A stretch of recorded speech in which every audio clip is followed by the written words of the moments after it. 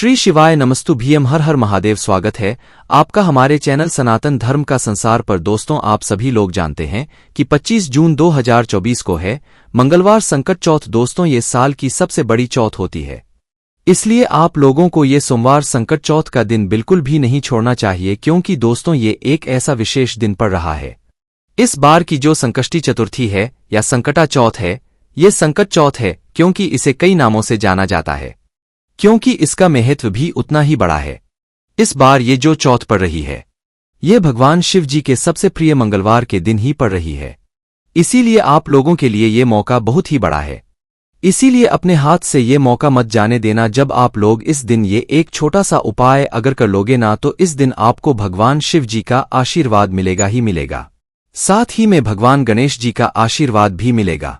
मतलब आप जो भी उपाय इस दिन करोगे, भगवान को प्रसन्न करने के लिए उसका को 2 गुना फल मिलेगा। वो 2 गुना फल किस उपाय को करने से मिलेगा, वो आप लोगों को ध्यान से सुनना पड़ेगा। दोस्तों, कई सारे लोग वापस से पूछने लगे हैं, एक नवशमी पत्र वाला उपाय है जो कि चतुर्थी के दिन किया जाता है या चौथ के दिन किया जाता है। भाई, जब साल की सबसे बड़ी संकट चौथ या संकष्टी चतुर्थी आ रही है, ये बिल्कुल चौथ आ रही है, तो भाई उस दिन हम नवशमी पत्र वाला उपाय कैसे करें, क्योंकि यही एक ऐसा मात्र उपाय है जो कि चतुर्थी सबसे बड़ा उपाय है। और जब मंगलवार के दिन पड़ जाए चतुर्थी, तो भाई इससे अच्छे बड़ा मौका और कब पड़ सकता है। तो इसीलिए दोस्तों, आज की इस वीडियो में हम आप लोगों को इस संकट चौथ के दिन या संकष्टी चतुर्थी के दिन किया जाने वाला नवशमी पत्र वाला सबसे बड़ा उपाय बताएंगे, जो कि पंडित जी ने सिर्फ और सिर्फ चतुर्थी या चौथ के दिन करने के लिए बताया है। और ये उपाय विशेष रूप से माताएं बहनें कर सकती हैं, क्योंकि उन्हीं के लिए ये उपाय है, क्योंकि जब वो ही करेंगी तो भाई उनके घर से सारी दुहक और परेशानियां दूर होंगी, साथ ही में उनकी मनोकामनाएं भी पूर्ण होंगी। तो इस वीडियो में हम नवशमी पत्र वाला उपाय अच्छे से समझते हैं, किसको करना है, कैसे करना है, किस समय करना है, ये सारी जानकारियां हम लोग जानते हैं। तो देखिए, नवशमी पत्र वाला उपाय नाम में ही समझ आता है कि इसमें हमें सबसे पहले नवशमी पत्र आवश्यकता होगी। इसी के साथ में दोस्तों, नवशमी पत्र के साथ में आप लोगों को इसमें भी तैयार करना पड़ेगा। वो कैसा तैयार करना पड़ेगा वो हम आपको बताते हैं, पर उससे पहले आप ये सुन लीजिए कि इस उपाय को करना किसको है। देखिए, इस उपाय को मुख्यतः पहले कोशिश यही होनी चाहिए कि घर की माताएं बहनें करें, पर किसी कारणवश ना कर पाएं तो भाई घर का कोई बड़ा व्यक्ति भी इस उपाय को कर सकता है, अपनी किसी भी मनोकामना के लिए, किसी भी दुल्हन और समस्या को दूर करने के लिए। और करना किस समय है, तो दोस्तों यहाँ पर हम बता दें कि इस उपाय को आप लोगों को शाम के समय प्रदोष काल में करना है। आप चाहे तो सुबह भी कर सकते हैं, पर शाम को करना उत्तम रहेगा, क्योंकि इसमें एक दीपक भी हमें जलाना है। तो दीपक शाम के समय यात्री के समय ही जलाते हैं, तो आप लोग चाहें तो प्रदूषण के समय भी कर सकते हैं। और आपका मन है भाई सुबह शाम को नहीं कर पाओगे तो सुबह कर लेना, पर कोशिश करना शाम को ही आप लोग प्रदोष काल में ये वाला उपाय इस साल की सबसे बड़ी चौथ के दिन कर लो तो करना है। वो ध्यान से सुनो। देखो, शाम के समय प्रदोष काल में से कुछ समय पहले आप लोग इस उपाय को करने की तैयारी शुरू कर देना, जैसे कि 9 शमी पत्र आप लोग पहले से तोड़कर लेकर आ जाना। अब ये कहीं दुकान पे या किसी ठेले पे नहीं मिलेंगे, ये आपको वृक्ष से तोड़कर लाने पड़ेंगे। कई सारे लोगों को शमी का वृक्ष नहीं पता होता है, तो भाई आप किसी से पूछताछ करके ही शमी तोड़कर लाए, अन्यथा अगर गलत आप चीज तोड़कर लेकर आ गए तो भाई आपको उसको उपाय का फल कैसे मिलेगा। तो इसीलिए 9 पत्र आप लोग लेकर आना। बिल्कुल छोटी छोटी सी पत्तियां होती हैं, उस पेड़ में वो होता है हमारा शमी पत्र है ना, तो आप लोगों को नवशमी पत्र यहां पर लेकर आना है। नवपत्र लाने के बाद दोस्तों, आप लोगों को क्या करना है कि भाई उनको मतलब सुरक्षित करके रख लेना है। अब इसके साथ में 9 शमी पत्र के साथ में आपको एक दीपक भी तैयार करना है। अब ये दीपक कैसा तैयार करोगे वो सुनो। तो देखो, यहां पर आप लोग आटे का दीपक तैयार करना है, एक छोटा सा, और मिट्टी का लेना चाहो तो नया लेना तो ज्यादा अच्छा यही रहेगा कि हम एक छोटा सा आटे का दीपक तैयार कर लें। जो आटा आप गूंदों के इस दीपक को तैयार करने के लिए उस आटे के अंदर कुछ मत डालना, सादा आटा जो है उसको गूंद लेना और एक छोटा सा मीडियम साइज का दिया बना लेना। इसके अंदर जो बाती रखोगे दोस्तों, वो गोल बाती रखो, कि भगवान शिव जी के लिए गोल बाती का ही प्रयोग किया जाता है। अब इसके अंदर जो चीज आप लोग डालोगे वो डालोगे शुद्ध देसी गाय, इसके अलावा और कुछ मत डालना, क्योंकि ये वाला उपाय में सिर्फ एक ही दीपक जलेगा, जो कि बहुत ही ज्यादा महत्वपूर्ण है। इस वाले दीपक से तो आप लोगों को शुद्ध देसी गाय का घी डालना है। और हम आपको हर बार कहते हैं कि भाई उपायों के लिए भगवान की पूजन अर्चना के लिए शुद्ध देसी गाय का घी थोड़ा सा अलग रख लिया करो। ज्यादातर लोग रखते हैं पर कुछ लोग नहीं रखते हैं, तो भाई आप लोग भी रखना शुरू कर दीजिए, क्योंकि मिलावटी चीजों से जब कोई भी उपाय करते हो तो आपको उसका पूर्ण नहीं मिल पाता है, क्योंकि भगवान को हमेशा शुद्धता जो है चीज चढ़ती है, शुद्ध चीज चढ़ती है। शादी में शुद्धता का हमें विशेष रूप से ध्यान रखना पड़ता है। तो शुद्ध देसी गाय का घी आप इस दीपक के अंदर डाल लेना है ना। तो जैसे ही आपकी तैयारी हो जाती है, अपनी एक पूजन की थाली, एक प्लेट या कटोरी जो भी हो वो आप लेना, उसके अंदर अपने नक्ष्मी पत्र रखना और अपने घी का दीपक ये जो आपने तैयार किया है ये रख लेना। मात्र आपको दीपक को पूरा तैयार करना है, जलाना नहीं है, इस बात का ध्यान रखना है ना। तो जैसे ही आपके दीपक तैयार हो जाता है तो शाम के समय प्रदोष काल में कितने बजे से कितने बजे के बीच में, लगभग 6 बजे से 7 बजे के 6 से 7 के बीच में, मतलब जो शाम के 6 बजे से लेकर 7 बजे के बीच में कभी भी आप अपने इस उपाय को करने के लिए शिवजी के मंदिर पहुंच सकते हो। अगर लेट भी हो जाओ तो भई रात्रि को 8 बजे से पहले कभी भी आप इस उपाय को कर सकते हो। तो भगवान शिवजी के आप लोग सबसे पहले मंदिर पहुंचना है। मंदिर जैसे ही पहुंचोगे तो भगवान शिव जी के मंदिर के अंदर प्रवेश कर जाना। प्रवेश करने के बाद दोस्तों आप लोगों को क्या करना है कि सबसे पहले तो भगवान के आपको दर्शन करना है, मतलब उनको बस देखना, उनको निहारना है, उनके दर्शन कर लेना है। ठीक है। उसके दोस्तों अगर आप इस उपाय को सुबह कर रहे हो तो देखो सुबह आप पहले अपनी पूजन अर्चना कर लेना। जल चढ़ा रहे हो, चंदन लगा रहे हो, आप पूजन अर्चना करना चाहो भगवान शिव जी की, क्योंकि मंगलवार का दिन रहेगा तो सभी लोग पूजन अर्चना जरूर करेंगे। तो भैया पहले आप अपनी पूजन अर्चना सारी कर लेना, उसके बाद ये वाला उपाय करना है। तो जैसे ही पूजन अर्चना हो जाए, इसी तरीके से शाम की भी है, शाम को भी आप पहले दर्शन कर लीजिएगा, सब कर लीजिएगा, उसके बाद उपाय कीजिएगा।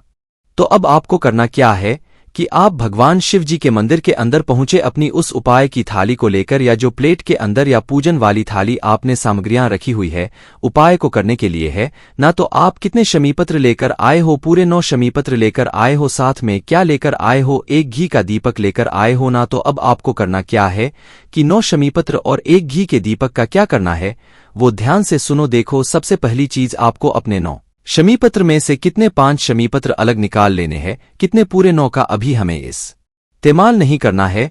9 शमीपत्र में से 5 शमीपत्रों को अलग निकाल लेना है। देखो शमीपत्र भी अच्छे अच्छे लाना, ऐसे ना हो आप जल्द में कैसे ले आओ, अच्छे लाओगे, शुद्धता का ध्यान रखोगे तो उपाय अच्छा काम करता है। तो 5 शमीपत्र लेकर आना। 5 शमीपत्र को लाकर मतलब 5 शमीपत्र अलग निकालकर अब आप पहले भगवान शिवजी को, शिवलिंग को देख लेना, और भगवान शिवजी के शिवलिंग पर जहां पर भी गणेश जी का स्थान होता है वो स्थान देख लेना। जिसको नहीं पता हम उस लिए बता देते हैं कि भगवान शिवजी की जो शिवलिंग होती है, शिवलिंग के ऊपर एक गणेश जी का स्थान होता है। मतलब ये वाला जो उपाय है ये आपको भगवान गणेश जी की मूर्ति के पास में नहीं करना है, क्योंकि दोस्तों शिवलिंग के अंदर ही शिवजी का पूरा विराजित होता है। तो इसलिए शिवलिंग में जहां पर गणेश जी का स्थान है पहले आपको वो देख लेना है। तो हम आपको बता दें कि जो भगवान गणेश जी का स्थान होता है शिवलिंग में वो होता है जलाधारी के ऊपर भगवान शिवजी। आप खड़े होकर देखना, आप भगवान शिव जी की तरफ जब खड़े होकर देखोगे तो आपको उल्टा हाथ पड़ेगा, बस जिस तरफ से भगवान बैठे हुए हैं आप जब उस तरफ से देखोगे तो भगवान शिवजी की जो राइट है एंड साइड होगी, मतलब सीधे हाथ की तरफ जो जलाधारी होगी वो जलाधारी का हिस्सा भगवान गणेश जी का स्थान होता है। मतलब शिवलिंग तो होती ही है पर जो जलाधारी होती है ना, जलाधारी का जो राइट है एंड साइड होता है या सीधे हाथ का भाग होता है वो होता है भगवान गणेश जी का। तो आपको क्या करना है, सबसे पहले अपनी 5 श्रमीपत्रों को अलग निकालकर उन 5 श्रमीपत्रों को एक साथ जमाकर इन 5 श्रमीपत्रों को भगवान गणेश जी वाले स्थान पर आपको समर्पित करना है। मतलब जलाधारी के सीधे हाथ पर राइट है एंड साइड पर तो जो पत्तियों का भाग होगा वो शिवलिंग की तरफ होना चाहिए, और जो डंडियों का भाग होगा मतलब इन 5 शमीपत्र रूह की डंडी भी होंगी तो आपने जमा ली होंगी, तो डंडी का भाग जलधारी की तरफ पीछे की तरफ हो जाएगा। मतलब जहां से बहता हुआ है वो नीचे गिरता है, तो उस तरफ आप लोगों को करके 5 शमीपत्रों को दंडी करके रख देना है, और पत्तियों का भाव शिवलिंग की तरफ करके भगवान गणेश जी वाले स्थान पर अपनी ये 5 शमीपत्रों को समर्पित कर देना है।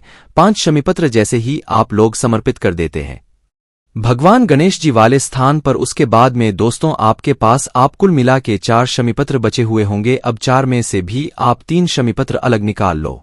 3 शमी पत्र अलग निकालकर इनको भी साथ जमा लो। एक साथ जमाने के बाद दोस्तों इन 3 शमी पत्रों को आपको कहाँ पर चढ़ाना है? इन 3 शमी पत्रों को आपको चढ़ाना है भगवान शिवजी की शिवलिंग के ऊपर, ठीक है। 5 स्वामी पत्र आपने कहाँ पर चढ़ाई? गणेश जी वाले स्थान पर। जो 3 शवीय पत्र आपने निकाली है, इन 3 शमी पत्रों को आपको भगवान शिवजी की जो शिवलिंग होगी, शिवलिंग के बिल्कुल ऊपर चढ़ाना है। इसमें जो पत्तियों का भाग होगा वो आगे की तरफ होगा और डंडियों का भाग पीछे की तरफ होगा। मतलब जो जलाधारी होगी, जहां से जल नीचे गिरता है उस तरफ करके आपको पत्तियों का भाग करना है, पर चढ़ाना है शिवलिंग के ऊपर ही। बस डंडियों का भाग पीछे की तरफ हो जाएगा तो मात्र 3 स्वामी पत्र आपको भगवान शिवजी की शिवलिंग के ऊपर चढ़ा देनी है।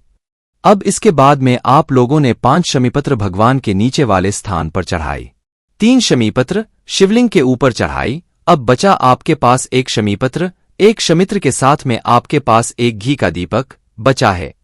अब कई सारे लोग ये गलती बिल्कुल मत करना कि जाते से ही घी का दीपक जला दो, क्योंकि घी का दीपक जो हमने बनाया है वो उपाय के लिए बनाया, ना कि आप लोगों को। अगर आपको जलाना है दीपक भगवान शिव जी के मंदिर में, मतलब शाम के समय में या सुबह भी जलाना चाहते हो तो वो अलग से लेकर जाना, पर इस उपाय में 9 शमीपत्र और 1 दीपक जो है जरूरी है। इस उपाय को पूरा करने के लिए तो दीपक अलग से जलाना चाहो तो पहले वो जला देना अपने पूजन में, पर उपाय के दीपक अलग रखना है ना। ये दीपक आपको आखिरी में ही जलाना है जब आप उपाय कर रहे हो है ना। तो अभी आपके पास 1 शमीपत्र और 1 घी का दीपक गोल बाती का मतलब तैयार रखा है, जो कि आटे का है, जो है मिट्टी का होगा तो नया होगा है ना। और ध्यान रखना कि घर से बत्ती बनाकर नहीं लानी है, घर से पूरा दीपक तैयार करके लेकर आना है। नहीं तो आप लोग ऐसा करो कि बत्ती लेकर आ जाओ, वहीं पर रखे हुए दीपकों में दीपक जला दो, ऐसा नहीं होगा। घर से ही दीपक तैयार करके लाना है, इस तरीके से उपाय करना है। तो आपका आखिरी में 1 शमीपत्र और बचा हुआ 1 दीपक लेकर सीधा आपको भगवान शिव जी के मंदिर या प्रांगण की जो चौखट होगी, मेन गेट के बाहर मत आना। जो भगवान शिव जी का मंदिर होगा, मंदिर का प्रांगण होगा, उस चौखट पर आ जाना और चौखट पर बाहर नहीं निकलना है, अंदर की तरफ ही खड़े रहना है। मतलब भगवान शिव जी के मंदिर के प्रांगण से बाहर नहीं निकलना है, अंदर की तरफ ही खड़े रहना है। और अंदर से खड़े होकर है कि आपका उल्टा हाथ कौन सा पड़ रहा है। अंदर से खड़े होकर बाहर की तरफ देखना है कि आपका उल्टा हाथ कौन सा रहा है, उस उल्टे हाथ की चौखट पर बैठ जाना है। मंदिर के बाहर मत निकलना, अंदर होकर ही बैठ जाना, मंदिर के प्रांगण के अंदर होकर ही बैठ जाना। उल्टे हाथ की तरफ जो भी उल्टा हाथ पड़े उस उल्टे हाथ की चौखट पर क्या करना है, कोने में ही, चौखट के कोने में ही आप लोग सबसे पहले तो ये बचा हुआ अपना 1 स्वयं पुत्र वहां पर समर्पित कर देना। मतलब भगवान गणेश जी का मूरत ध्वज, मयूर ध्वज, देखो मूरत ध्वज भी नाम ले सकते हो, मयूर ध्वज भी नाम सकते हो, ये भगवान गणेश जी के नाम है, कोई भी एक नाम लेना और इस स्वयं पुत्र को उस चौखट पर समर्पित कर देना। जैसे ही ये शमीपुत्र कर दो, उसके बाद में अपना भय घी का दीपक निकालना, पहले उस दीपक को जला लेना। अब देखो यहां पर माचिस आप अपने साथ में लेकर जाना। अगर आपने किसी और से माचिस ले ली इस दीपक को जलाने के लिए तो आपके इस उपाय का फल किसी और को भी मिल जाएगा, इसलिए अपने घर से अपनी खुद की माचिस लेकर जाना। माचिस को जलाकर अपना ये जलाना और दीपक जलाने के बाद आपने जो 1 श्रमिपुत्र भगवान शिवजी की चौखट पर मतलब रखा हुआ है, आपने लेफ्ट है एंड साइड में उसी श्रमिपुत्र के साइड में भगवान गणेश जी का वापस से मोर ध्वज, मयूर ध्वज, गणेश जी का नाम अपनी मनोकामना को बोलते हुए इस दीपक को वहां पर रख देना है। अपनी मनोकामना वो बोलना जिसके लिए आप लोग ये उपाय कर रहे हो। बहुत बड़ी कोई मनोकामना हो, बहुत समय से नहीं हो पा रहा है और कोई काम पूरा, वो वाली मनोकामना बोल देना, इसको वहां पर रख देना और वहीं पर भगवान कन्हैया जी का थोड़ा स्मरण करके, भगवान शिव जी का स्मरण करके आप लोग उनको धोख देना और फिर से भगवान शिव जी के दर्शन करने के आप लोग धूप देकर अपने घर पर वापस जा सकते हो। बस यहां पर ये उपाय पूर्ण हो जाता है। दोस्तों ये 9 समय पत्र वाला उपाय कई सारे लोगों को अभी पता नहीं है, इसलिए आप लोग इस उपाय को ज्यादातर लोगों तक, क्योंकि भाई ये वाला जो उपाय है ना, इस उपाय को करने का सबसे बड़ा और सबसे सही जो है आने वाला है, जो कि इस बार मंगलवार के दिन ही पड़ रहा है, संकट चौथ या संकष्टी चतुर्थी। अब आपको सोच लो इस एक ही दिन को कितने नामों से जाना जाता है, बस यही इतना बड़ा दिन मंगलवार के दिन पड़ रहा है, तो इससे अच्छी बड़ी और बात क्या हो सकती है। तो भी आप लोगों को इस उपाय को इस दिन जरूर करना है। अपने किसी भी प्रकार की मनोकामना या दुहक और समस्या को दूर करने के लिए आप लोग ये वाला उपाय कर सकते हो। बाकी दोस्तों, इस उपाय करने में अगर आपको कोई भी दिक्कत समय से परेशानी आती है तो उसे आप हमसे कमेंट करके पूछ सकते हैं। श्री शिवाय नमस्तु भीम हर हर महादेव।